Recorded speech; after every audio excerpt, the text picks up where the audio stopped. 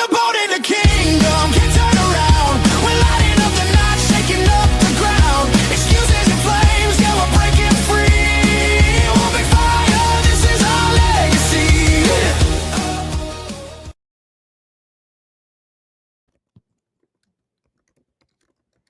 Yes, sir. Yes, sir. Yes, sir. Good afternoon. Good afternoon, everybody. Welcome to the One Big Fire. Hello, Mr. Jay Kinder. Hello, Mr. Albie Stasic. How are you today? Man, I'm been really focusing on the try not to eat too much, saving some room for this big festivities this week and stuffing our faces with lots of carbs and all that stuff. I got to tell you, dude, the peptide thing's been good.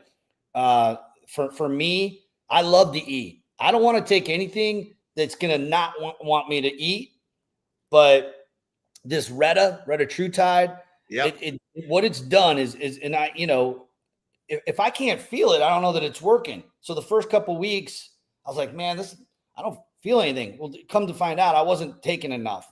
So I upped it a little bit, and my appetite didn't disappear, but I eat half of what I would normally eat. So I DoorDash something. I would normally just eat the whole thing and feel like crap, the rest of the night. And I typically eat later at night. I think you guys do too. Yeah. And now I'm eating half, putting half in for lunch the next day. So I'm ready for Thanksgiving, man. How about you?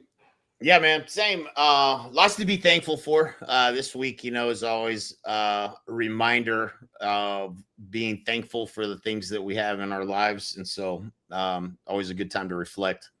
As far as I'm on the tirzepatide. So if you kind of slowly move into that at a certain amount. If you take too much, man, it makes you real sleepy. I hate that feeling. But I'm on a kind of normalized dose at this point, but I don't know. It's been fantastic. I feel great. That, and dude, I've been taking, Amber bought this. I don't know where she got it, but I've been taking this, the RHO NAD. So I used to do the shots. Yeah. But like my skin tone is better. Like I feel better, it's great, man. I can tell a difference with that. And that's, a lot of this stuff, you can't take it because it doesn't absorb the way it absorbs in the stomach. Something doesn't work or whatever. So there's a lot of these that don't work, but this one is one that's made for taking it, ingesting it instead of the shot. And so I have that too. I actually, Courtney got the 3 bottles. So I got the NAD, and then dude, I can't even pronounce the other stuff, but I just put it right in my water every day. Me too. And mix it right in. But yeah, I was actually about to switch over to the injectable NAD because I heard that, that it's better for, your body kind of like absorbing it. But maybe I just stick to, hey, one less needle in my belly. Yeah, dude, I got tired of the needles. But this, I don't even know what brand. This is probably what Gary Brecka suggests. I think it is. Yeah. Well, it's good, man. Hey, feeling good. Feels great. Good to feel good. Yeah, man. It's good. It's good. Yeah, man. So we got all really stuff blowing up here. I was actually just looking for my comment with Jared James, and I'm looking at it, and there was no reply. He didn't reply back to me yet, but the Zillow lawsuit. This thing just seems to be, when I'm looking at it and I'm seeing the comments and what a lot of people are saying. And I'd love your opinion on this because I'm just not connecting the dots. But I mean, in today where we're living in this world of litigation, it just seems like it's growing like a cancer more and more. And I don't see it slowing down. I see it, in fact, getting worse. And I'm not a pessimist. I'm the eternal optimist. But the truth is, the attorneys are smelling blood, and they're all over the real estate industry. Like a dog on a fresh steak. They're just all over it. And with the Zillow thing, they're with the mega flex teams, basically blatantly saying like, look, and they're not even shy about it. The Zillow reps are coming in. They're like, yeah, I know we're getting sued. We don't care. We need 30%. 30%. If you're on flex, we want 30% of the loans that are coming through on these deals to be done by Zillow Loans. And they're not even shy about it. I mean, it's in writing, it's everything like this. Here's where my question is. How a lot of people are saying, oh, the agents on Zillow Flex could get roped into this lawsuit in the class action because they're steering, they could be accused of steering towards Zillow Home Loans. Now, the word steering is not, I don't think that the word steering is being used in the correct context. We've been referring to mortgage brokers for decades. That's nothing new. The proper way to do it is to say, okay, client, here are your options. You got, loan company A and B. And sometimes they say, if you want to be extra squeaky clean, go A, B, and C. Here are the referrals. Choose what you want. That would be probably the cleanest way to do it. Right. We know 95% of real estate agents don't do that. 95% have their favorite lender. Why? Because they get it across the finish line. They give great service. The fees aren't out of control. They're basically fulfilling their fiduciary responsibility to make sure that the client's getting, an opportunity for the best deal when they're borrowing money. Where I don't understand how that they're going to be able to come after the Zillow guys or the Zillow Flex team leaders is because every single one I know that has a Flex team, they have other lenders they use. Not almost every single one of them. There's this battle. Ain't none of them using Zillow because they want to. They're doing it because they have to. So I could see where there'd be friction there. I'm not seeing where they could be held liable if they're giving options to these borrowers and saying, hey, we use this company. Here's Zillow Flex Loans. They're giving them options. I don't see. What are your thoughts? Well, I think precedents DOJ is set is they're going to decouple. I mean, they're going to force them to separate entities. I think it's absolute. I mean, if I was Zillow, I would want to do the same thing. I would want to have the opportunity to pitch the loan. At the end of the day, it's real clear, and anybody who's renting their future from Zillow should be just aware that you're renting it because they're going to try to win the consumer. If that's where you get your business, you are at risk, the highest at risk. They're going to take that business from you eventually. They're taking as much as they can already. But as far as legally, I don't know how they can legally, they can't legally tie the lead to the loan. That's going to happen. No, they can't legally tie the lead to the loan. But what they're doing is they're expecting a certain capture rate. And we know that even cross-country mortgage, stepped into a giant turd pile recently because they got, there was evidence in there that said that they were like, hey, if you don't get me X amount of capture rate, we're going to take we're not going to, pay half of your ad spend. And that's a no. You can't do that. And so there's obviously litigation around that. And now there's the Zillow thing, which is even bigger.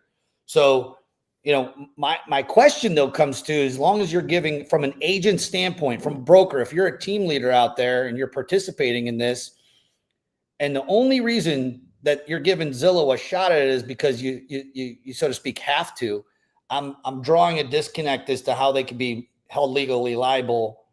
I don't know. I'm not seeing that. I can see where Zillow, and obviously they have a lot of money, very powerful, a lot of money. It doesn't seem like they're going to be able to wiggle out of this in a settlement. Everybody's kind of digging their heels in, and so we'll see how it ends up. They'll probably settle so they don't have to do discovery. If you get discovery, it's going to be real. Yeah, the algorithm is this many leads go to this agent because they did this many loans with us, like that. At the end of the day, it's real simple. If you're on Zillow, it's not predictable. You're not in control of your business, and it's subject at risk. It's coming. You have to diversify where you get your business from, or you're going to take a massive hit at some point, or it might be a small, but you're going to take it. You've been saying this for years. If you're building your business on the foundation of Zillow, you're in trouble, because since it came out, dude, do you remember when Zillow first came out, when no one knew what it was? It was sometime around 2000. I want to say it was right around like 2008 or 9, I want to say. Reason I believe that is we were in the middle of a shitstorm of the real estate collapse. I was doing short sales, and my buddy with Remax was like, dude, have you ever heard of Zillow? These leads are like gold and they're cheap. Since then, we're almost going on 2 decades of Zillow. Since then, they've changed their model probably a dozen different times. Yeah. Yep. Every time they change it, it's in their favor and taking more money out of the agent's pocket. And it ain't stopping, Nope. So, we do have a solution for that, Jay. Man. I mean, at the end of the day, this is imagine. I mean, nobody tells you this when you get into real estate, but if you learn how to acquire a customer, Zillow just has the traffic. How do you get the traffic to your offer? And how do you hit, if you can do that, which we know how to do that at super low cost, $3 to $5 cost per lead, then you control the customer acquisition process, and you can turn the volume up, you can turn the volume down, but you have no choice. Or you could just be beholden to Zillow, the Zillow monster.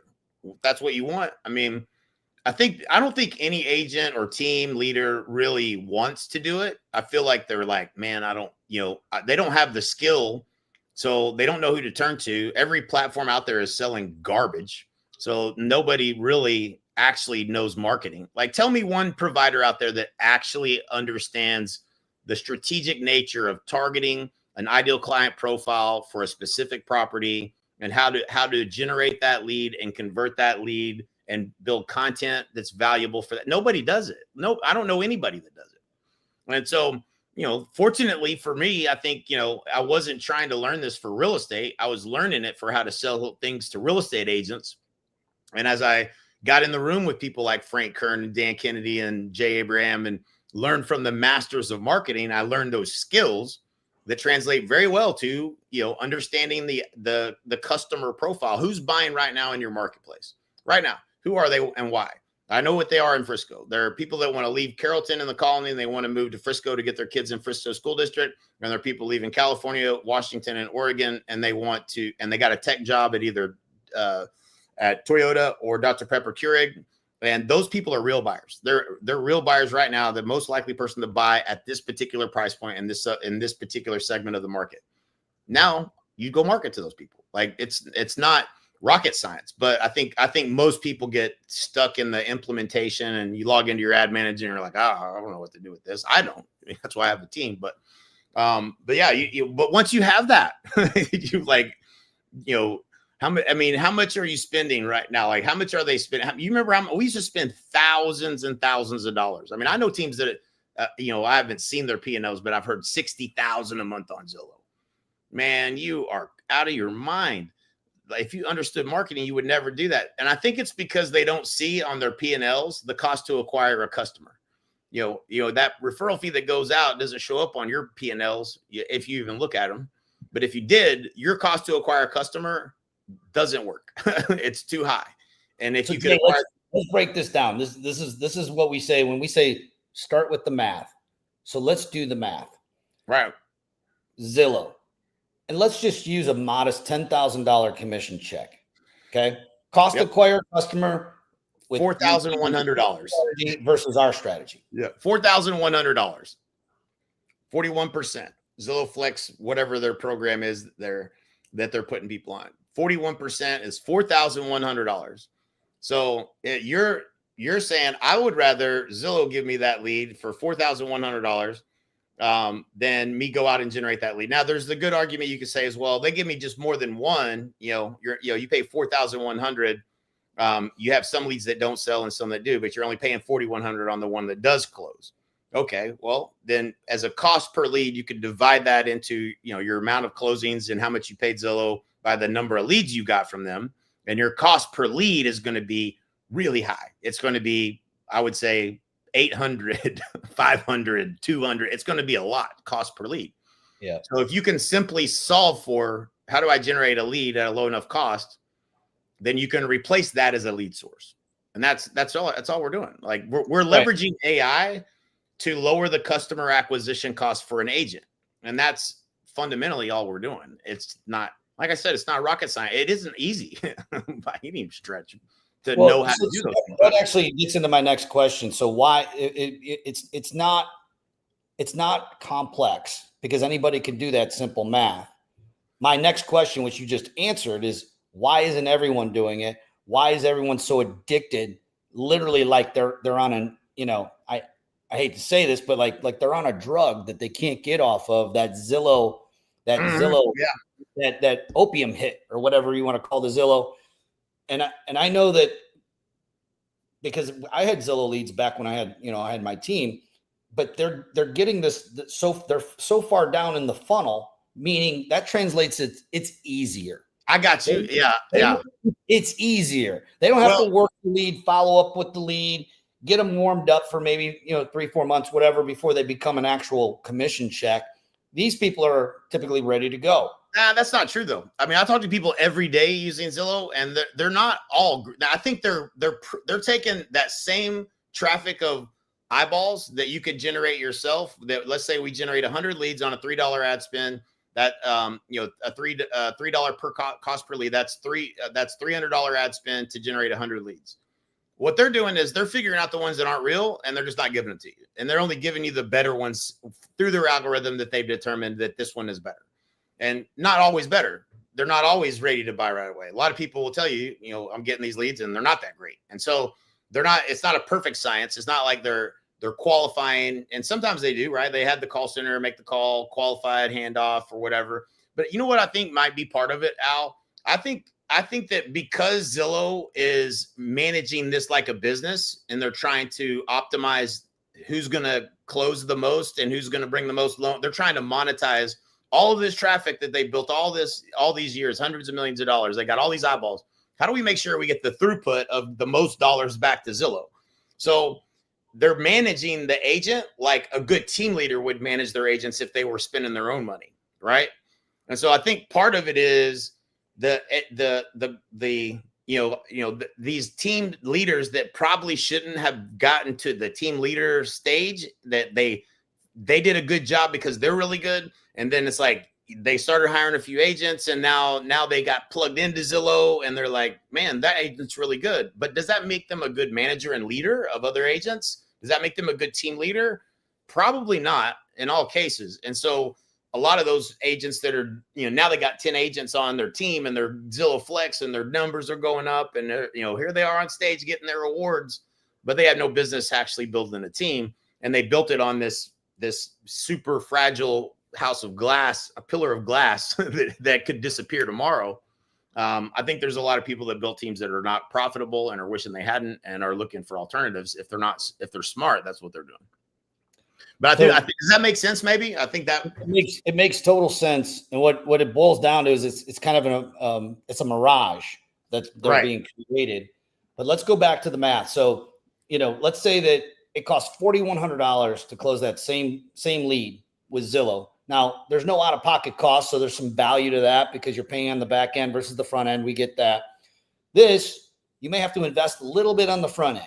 Let's say $300 a month. Now, the leads that we're getting are today, because of the way we're leveraging AI and getting real granular on the audience that we're running our ads to, we have high-quality leads coming in. Yeah. These are not the bottom of the barrel home evaluation leads that we used to run back in 2016, 2017, right? We were playing that game. Yep.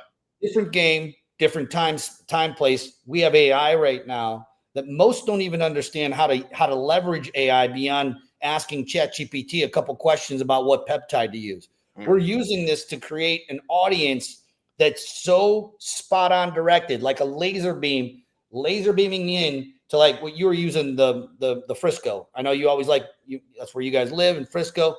You're an expert at who's moving into there. Therefore, we can use and leverage AI to target those people with our ads. Now, it's still a $3 per lead. So let's play this out. After 1 month, 100 leads coming in, our least skilled agents that are using Funnel Pilot right now are closing about 2% of those. Some of them are closing 3-4%. That's 3 to 4 deals.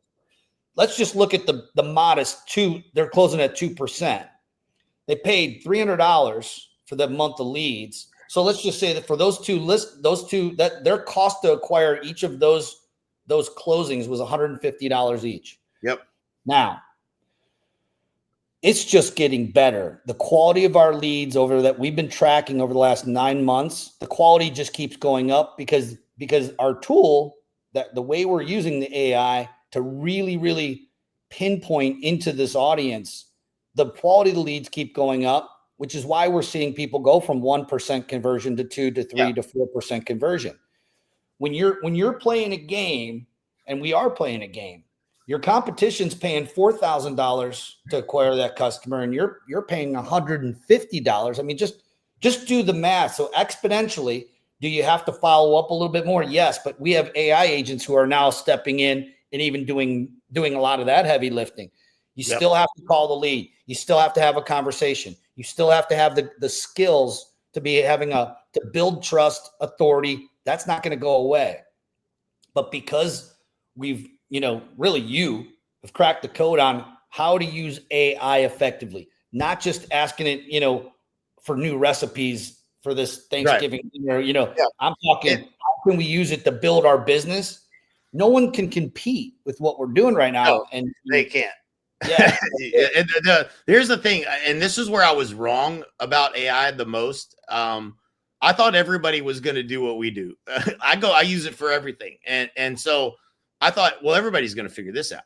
And that's not natural. I'm not normal, apparently. But it's how do we leverage these chat GPT workflows to create a done for you solution so you don't have to learn everything about AI.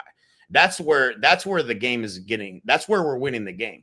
And the fact that we can do all of this at scale much more effectively and efficiently just makes it just gets better and better. And so all we're doing is we're leveraging AI to lower the customer acquisition cost for you as an agent, as a team. That's just more profit for you.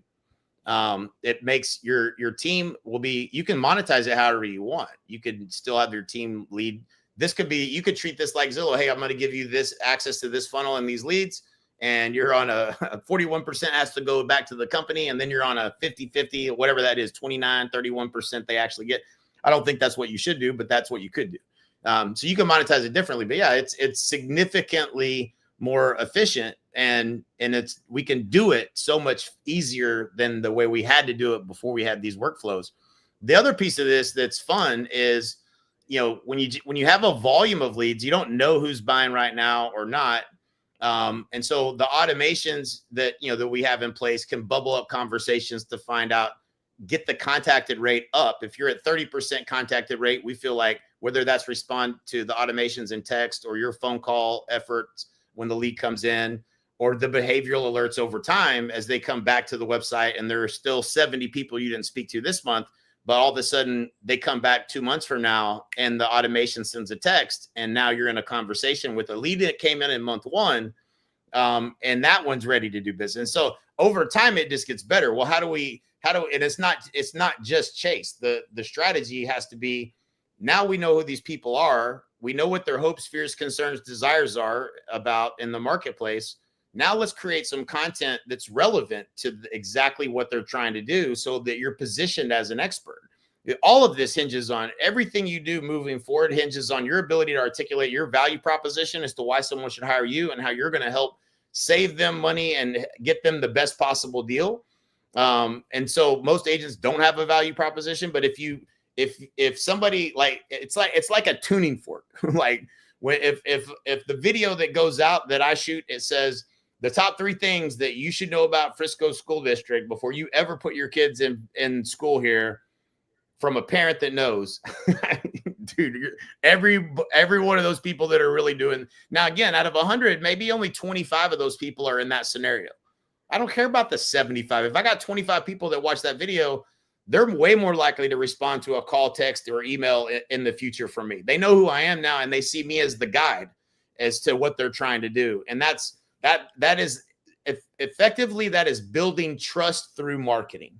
I think that's a lost art. People don't understand, but it's not about creating content and putting it on the internet for the algorithm gods to show it to people. Like, let's identify who's actually going to most likely buy, what keeps them up at night, and how do I help them, strategy of preeminence, actually help them with what their biggest hopes, fears, concerns, desires are, so that thing that they talk about at the dinner table is now, oh my gosh, this person gets me. That's exactly what we're struggling with. That's exactly what we're trying to figure out. That's how you over the long term, you build a moat around these leads you're generating that is defensible. Now you can't come, these people now look at you as the guide, and they know who you are. You can put any agent in that seat to take that lead. They're coming to you. And so that's just, it's a deeper strategy than I think most people ever think about doing. And then, the implementation of all this is also key. But yeah, it's just, I enjoy it. It's fun, man. Like that, this is the stuff I geek out on, right? Like, I don't know why. And maybe it is just because we're in the season of our life right now. I mean, I've always found this fun. I feel like it's getting more fun. yeah. And maybe that has to do with how our minds are expanding, like the blue pill with being able to use ChatGPT and AI to really, it's like we were talking before we went live here about a property I just bought, and we want to talk about cost seg. And I was watching YouTube, and you're like, what are you doing, dude? Punch it in your ChatGPT. And I'm on ChatGPT 20 times a day. I don't know why I didn't think of going there first, because I was always thinking of going to YouTube first. But back to content. Yep. Here's where it's fun. If you're an agent and you're probably in business planning right now, and here's the cool thing: like if you're trying to double your business next year, and many agents they're trying to dig themselves out of a hole and get back to where they were in 2021. Cool, wherever you're at, there's only a few things that you actually have to nail. One of them we talked about was the lead generation. You got to have a way of generating low cost leads. And you need to be able to do it consistently, not just, oh, maybe I'll get 20 this week, but I'm only going to get 5 next week. Like, that's what you would get. Like if you ran a referral only business, you have to have a consistent top of funnel that's filling your pipeline. That's just the only way to grow and double your business. Number 2, you got to know how to convert them. We'll talk about that. It's a coaching thing. If you don't, you got to, you could log in, and we that's what we do every single week. I think we're up to like 6 different coaching on different programs every single week that costs our agents nothing. The last 2 pieces, and you just touched on it, was content. And I think it's the number one thing. Like a lot of people set out and say, I'm going to grow my YouTube channel. I'm going to put more content out this year. And they just don't understand how to do it, or they have a fear.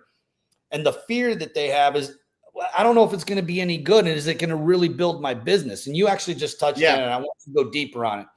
Yeah, go ahead. I was just going to say, like, the way that we are using this in a coaching, it's not even coaching, it's done for you. We're creating content that's copy, paste, post. Copy, paste, post it. And it has to complement your lead generation strategy. So for instance, the content, someone said this, it might've been Mike Reese, I don't remember. It's like, I think it was we were actually on somewhere in the Caribbean, and we were having a late night, cocktail. It was late night. And he looks at me and goes, dude, there's content around you everywhere you look, 24/7, 365. You need to know what you're looking for. It's not luck. You just need to know what you're looking for. So for instance, the Feds are ending quantitative tightening on December 1st. What does that mean? Well, if you're an agent and you're serious and you're putting your expert hat on, and I'm a real estate expert, you better know what that means. And you better know how to talk to your client. Better than that, you better know how to speak to your audience in an intelligent way. And you might be thinking to yourself, well, I don't know. Well, cool. Go get ChatGPT for $19 a month, and it will tell you. It'll be your expert on the side of your shoulder here, and it'll even lay out what the strategy for what you put on. But you got to be able to connect that to the source, instead of like saying, I'm going to sit down and call 50 of my clients and tell them that, hey, if you're on the fence about buying, you might want to buy now, refinance later when the rates go down, because once the rates go down, the prices go up. Everybody knows that, right? I mean, we know that, but your clients don't know it. So how do you kind of go into how our strategy with Jeff Gianni and how we're coaching our agents as it relates to using this AI to just put out better content that's actually 100%. putting commissions. Yeah. Yeah, you ask ChatGPT to give you the script, and then you give it exactly that. I mean, that's it. Every time we explain this, people are like, "This makes a lot of sense," right? But it's the execution of all this, like the fact that there's steps involved where we're using a workflow that goes into ChatGPT and does this, and then comes back, gives us what we're looking for, and then a couple steps later, we're like, "Okay, now based on that, give us this."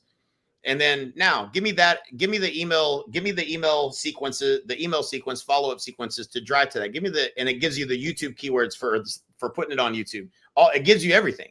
So the figuring out of this is done. It's just a matter of the execution. So we're 90 days away. And I've said that for what feels like a month now, 2 months now, but it's probably been only 2 weeks. I'm like, we probably could have an AI version of you have that content done, and literally in the sequences all done. You don't ever touch it, and people would actually think it's you. Like, I was telling a story of that post that I made a few weeks ago on it was a month ago, I guess now, on the anniversary 8 years at EXP. And Kiani sent me, he sent me a video, which I know I didn't shoot, but it was me saying word for word what I posted. And he shared it with other people, and they thought it was me. Now, I know I didn't shoot the video, so I knew it wasn't me. And you can find little things that are like, it's a little bit probably not me. But it was better than not doing the video. I can tell. I mean, you know what I'm saying? Like, I would rather see an AI version of you do the video and have that content being out there, and your face being out there, and your brand being out there to make that connection.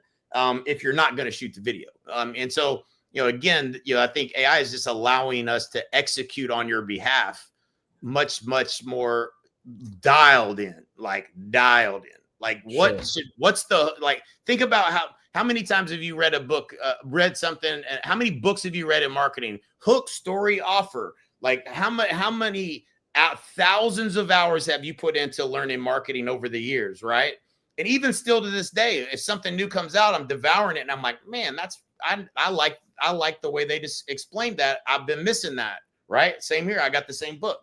And so you go, like you recently hit me up with a text that you were listening to the, I don't remember which part of the book it was, but it was, in doing webinars, the importance of, hey, getting people to stay and watch the video. Or it's the same principle for content, that if you give them something really valuable at the end, they'll listen and watch your whole video. That's very important to understand if you're a marketer. If you're going to put content out and you put something really valuable that they would want at the end, they're going to watch a few minutes of your video, and they're going to probably be more likely to connect with you on what you're saying instead of skipping and scrolling. These are all marketing principles that you spend thousands and thousands of hours learning and implementing, learning it. Now we can just put that right into ChatGPT and give it back to you exactly the way you should do it without you having to go through the thousands of hours of learning. That's the brilliance in leveraging AI workflows to do this stuff. Is, it knows that what we're trying to do if you prompt it right. And so very cool stuff. Yeah. I mean, I think one of the biggest things that stop people from shooting video, we joke about this all the time, but it's the dead truth, is they don't like how they look and sound on the video. But we walk around 24 hours a day, 365 days a week, and this is how we look and sound to everybody else. So you might as well get over that. But let's say you can't get over it. And that's the excuse you've been leaning on for years. I get it. Sheplak said, hey, my shitty video is going to outperform your non-existing one. Well, now today, your AI video is going to outperform by thousands X your non-existent video, and you don't even have to worry about how you sound or look, because you can kind of tweak that to make your voice sound like Brad Pitt if you wanted to, or whatever, McConaughey, or not that you want to make it fake, you want it to be real, but now you just don't have the excuse. In fact, you probably do still have an excuse. Your excuse is, well, I don't know how to do it. I don't know how to do it. I'm comfortable. Yeah, I'm still uncomfortable with it. This is why our team, our national team, we just do it for them. Now they still got to hit the click. There is still that one thing that they for the time being, got to click. You have to do that. But that's coming to an end. I don't know if I told you about it. This is how my eyes were open to it. So John Maroney, right? So John, he's one of your top sales guys on AEA. Yeah. I was scrolling, right? and I don't really scroll that often. I'm just too damn busy to scroll, but this one stopped me. I see John Maroney on a stage playing guitar, singing like he's John Mayer up there. And there's all these people cheering. And dude, I was fooled because it looked exactly like him. And I'm so embarrassed, dude, because I sent him a message. I go, bro, I didn't even know you were a musician. He got me. Like, it was so real. He was doing an acoustic solo. I think he was like kind of singing a Christian song or something. And I was like, damn, bro. I didn't even know you sang. I was so full. And he goes, bro. And he told me the name of the app, and I don't remember what it was. And that's where it was for me, where I was just like, wow. And we're seeing all these goofy videos that are coming out. And the first thing that what our minds are being trained to do right now is like say, okay, is this real or AI? When you're seeing a video that's like two animals fighting or it's, whatever, Right. someone saving something, the first thought is this real or is this AI? Right. My question to you is, in 3 years, are we still going to be asking that question? Like, No. it's going in this other direction, and Not in 3 years. No.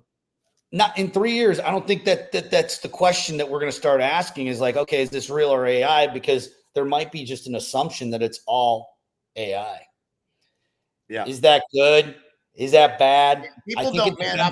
Let me tell you. So let me tell you what when you got a big enough problem, okay? When an agent is like struggling and they're trying to figure all this stuff out, like, God dang, man, I got to figure out, I got to sell more than I'm selling.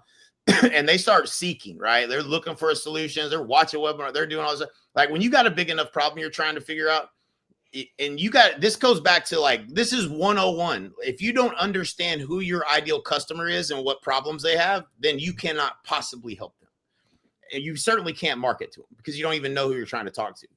And so I know how to talk to an agent that has a problem with growing their business at such a deep level of understanding of their frustrations that I can create really good marketing to attract them to solve that problem in a way that I can help them and not charge them anything. It's very simple. This is how we recruit to EXP. But the consumer situation, like you're talking about, the quantitative tightening and what that means. And if you don't know what that means and how to communicate, if you can communicate a message to the consumer about their biggest problem, man, I've got this house. I want to get my kids over here in this school district. He's going to be in middle school next year. This is the year to do it.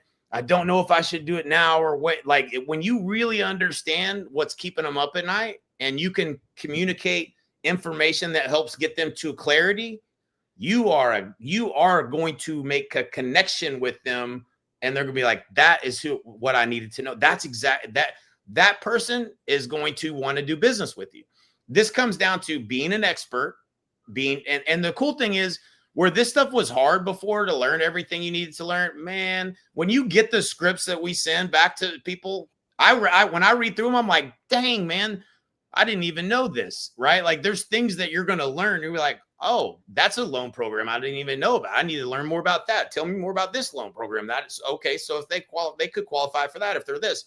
And so there's all of these things that and if you understand this is what I say, the conversation that goes on at the dinner table, the thing that they're most concerned about in making this move, when you can really understand who you're trying to talk to and stop trying to talk to everybody and just talk to that one person about that thing that's bothering them the most and educate them to get them to clarity, that is what good content is. And that's what good marketing does. And so, it's not that it all makes sense, right? It's like nobody's listening to this going, man, they're brilliant. What they're saying is so smart. Duh, right? Like, this is like, yeah, we should probably know that. But if you don't ever get clear on, and this is where ChatGPT has been extremely valuable. I have an idea of who I think's buying right now. Okay. And so, like, in every market now, I've been on calls with agents in every possible scenario you can imagine. The bum Egypt out in the middle of nowhere where there's nothing really going on. And the people that are buying there are, local people that, that are sitting on 3% interest rates. And where's the buyers coming from? Oh, they're bleeding over from this city because they want to get their kids over there in that school. There's all these scenarios. New Jersey, people leaving the boroughs of New York and coming down. What's on their mind? What's making them make this move? What do they love about it? What are they concerned about? All of these, like every scenario is different because in every market, the actual people that have to move right now, we didn't get into this, but the housing demand and the fact that the jobs are half of what they were, the new jobs reports half of what it was last year. There's less people moving from jobs. Like that's why it feels like you're walking up a hill trying to find deals. All of these things play into it, but there are some people that are moving, and who are they? And when you ask that right question, ChatGPT is dialed in. It knows the answer to that, and that's now you know who to talk to. And I think most people don't even ask that question. But if you don't ask that question, then you're never going to be have that lack of that level of clarity.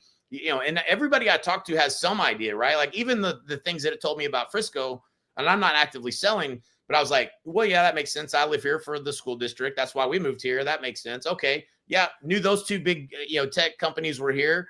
I'm sure they were hiring, didn't know, oh yeah, what people tell me as they go through this, what the last buyer I talked to was just the same situation. They moved here from Washington and they got a tech job at Toyota or whatever. Right. Like that lack of, like, we probably wouldn't have ran down this rabbit hole as deep as we did if we didn't know that it was right information. Right. You'd be like, yeah, it might be those people, but maybe there's a whole bunch of other people too. I don't know. Like you don't like really dial into that unless and then you're like, okay, if that's the two biggest buyer segments that are actually buying right now, let's talk to them. Or if it's a seller that's selling, why are they selling right now in this marketplace? What's the message what's their big hopes, fears, concerns, desires? How do I market to them? Like all of that information is so valuable. And I think again, we're talking about some real estate agents are used to paying Zillow a shit ton of money and just a lead pops into their phone. And that's, that is essentially, that's without learning this skill of the conversation that we're having here today, that is, you are going to become extinct. You're going to become extinct. You're not going to survive because you have to be more valuable. The decoupling that, the lawsuit that we had, there's still agents out there pretending like, well, this is how we've always done it. Calling agents, putting it on the sign that 3% commission co-broke offer, that shit's going to come to an end. You're going to have to be able to articulate your value. And if you don't commit to that, you will be out of the business. That's the facts. So, you make a choice. I become an expert, learn how to negotiate and articulate my value proposition to both a buyer and a seller as to why someone should hire me, or you're going to be out of the industry in the next 5 years. Like it's just as simple as that. And so let's talk about the 5 years. I mean, we kind of answered a lot of like the question, because the question I wanted to ask you was, over the next 5 years, there's going to be two types of agents. They're either going to just double. They're going to start taking over and dominating where they're at, or they're out. I'm assuming if you have a real estate license and you have a desire to grow, you're an agent who wants to grow over the next 5 years. That's why you're watching this. You wouldn't be watching if it wasn't. We're here to give you the handles of the luggage. So we gave you a lot right now, but kind of touching on where you were at right now, Jay, like where do they start? Right. You got to be an expert. So let's just, when you were talking, it reminded me when I really focused on my content game back in 2016. I actually hired Shep Black, and he was really helpful in kind of making me understand the theory of deposits and you can't expect to withdraw from a bank account unless you continuously put deposits in, and you have to put more deposits than you make withdrawals. Easy, right? Same thing with content, but people still get stuck. For me, in order to be an expert, a market expert, what do we have to do? We had to go into Google, search statistics. Then we had to go into our MLS, search more statistics, try to mush them all together. And if you think about where the world we're in if you're not using AI right now to do that, you're so far behind because of collapsing time. You're not collapsing time. What you're doing is you're doing things how we did in 2016, where Jay, my team, our team, we're doing things for 2026 right now, and we're coming up with not only better content, but in a fraction of a time. But getting started, let's talk about that, and really kind of digging into What's an agent to do if they want to get started on this? Yeah, dude. I mean, it gets me so daggum excited. Like, there's so much you can do when you understand marketing.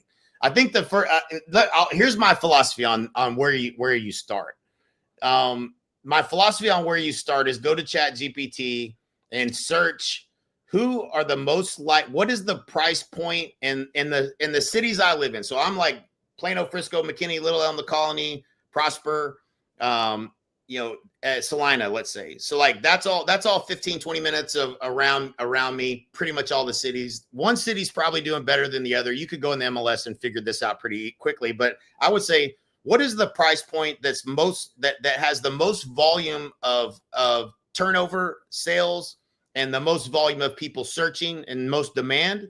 And I would start there. And the reason I would start there, because a lot of people hear all this and they say, oh man, there's this one niche I want to go after that I could really help. And they're this or that, or single moms, or this, they're all these different ideas. Well, yeah, but if there's not enough search volume in that price point and in that niche, then you're not going to have enough people to show your content to. So you want to start with, where is the sweet spot in the marketplace where there's the most volume and the most opportunity, because that's going to be the lowest lead cost and it's going to be the highest volume. And we're going to be able to have enough conversations to get to a sale fast. And again, getting to a sale fast is pretty eminently the most important thing in terms of all of this, because if you don't get to a sale fast, you're going to turn the marketing budget off. So just knowing that getting to the sale fast is going to be based upon where the sweet spot is in the market. Once you know that, now based on that property, this property address, this location, what is the most likely person to purchase this home? And what are the characteristics and their situation that of the buyers that are most likely to buy this over in the next 6 months that I should be targeting in terms of my audience?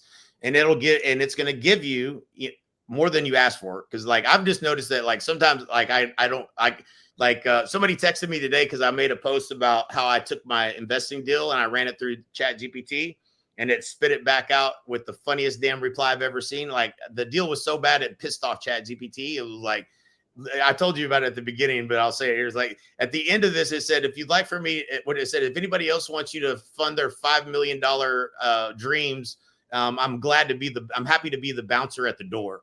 Like, that's how Chat GPT was like, this is such a terrible deal. I can't even believe you made me look at it.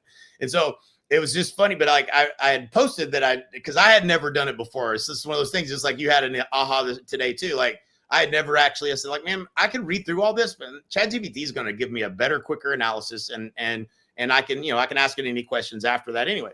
And I wasn't going to invest in this deal, but I did at the surface sniff test feel like it was a terrible deal, but it gave me the context. And so, and the guy that sent it to me, I sent it back everything Chat GPT said. I said, listen, you're not going to like reading this, but I probably won't be the only one that puts this through the Chat GPT ringer. And so you could probably take from this and create a better model for what you're trying to do. But for, as far as obviously, I wouldn't be interested in investing in it the way it is, but this is good for you to look at and maybe make some changes if you want to, or whatever.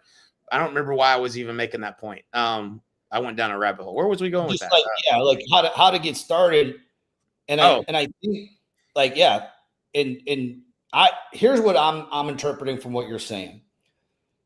In getting started, you have to change your paradigm. The paradigm has to start to be, how much are you going to increase your usage of AI to make decisions?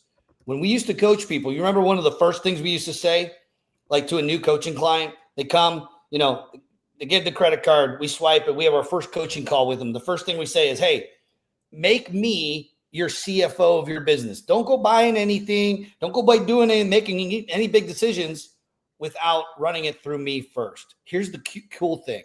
You don't have to pay a coach $1,500 anymore a month to be able to increase the number of decisions you're making in your business. You could be making them in an exponential amount.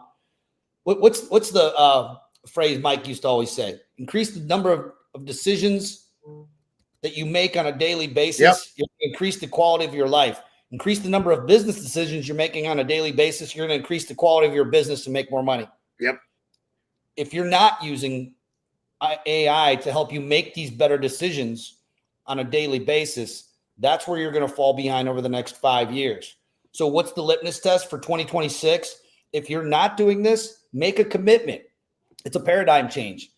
You're either going to decide like, okay, I'm going to put a CFO, a CMO, a CEO. Like I might be the CEO, but I'm going to surround myself with AI driven decision makers that are going to help me start to make decisions faster and better, because you're getting a higher quality either. Now, obviously, nothing's like I've gotten some answers that I'm like, all right, I disagree with this one. Like, okay, I'm not. This is not the direction I'm going to go, but it's not as often is where I feel they're nailing it, right?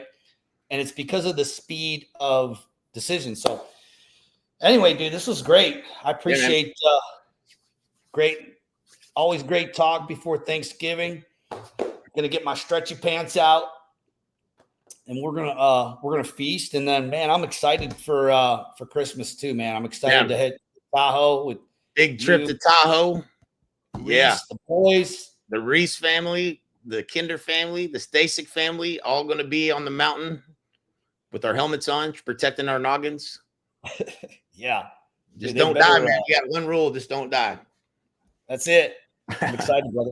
Yeah, man. Appreciate you. Thanks for listening. Yep. Yep. Appreciate you, brother. Take care. Yeah.